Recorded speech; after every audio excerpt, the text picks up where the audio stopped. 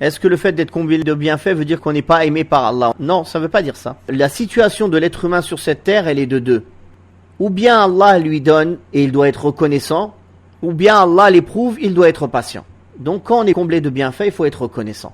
Il faut utiliser ces bienfaits à bon escient pour lier les liens de parenté, aider les proches financièrement, utiliser sa santé pour obéir mieux à Allah, mieux éduquer nos enfants, faire tout ce qui plaît à Allah.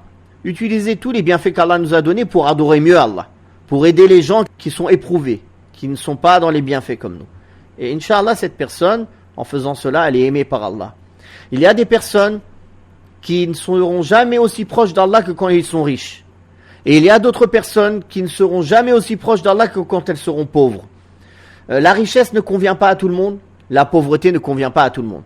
La santé ne convient pas à tout le monde, la maladie ne convient pas à tout le monde.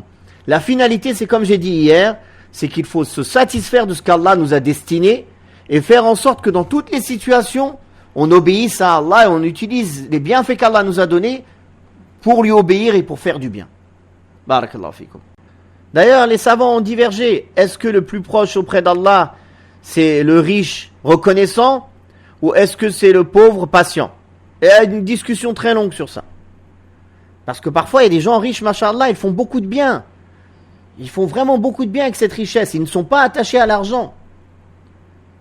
Alhamdulillah. Quand quelqu'un est comme ça, il n'est pas attaché à l'argent. L'argent pour lui, quand ça vient, c'est pour l'utiliser dans le bien, dans l'obéissance d'Allah, dans les dépenses utiles. Mais beaucoup de gens, subhanallah, l'argent, ça leur tourne la tête. Malheureusement, et la richesse. La majorité des gens, la pauvreté est peut-être mieux pour leur religion que la richesse. Wallahu al-musta'an.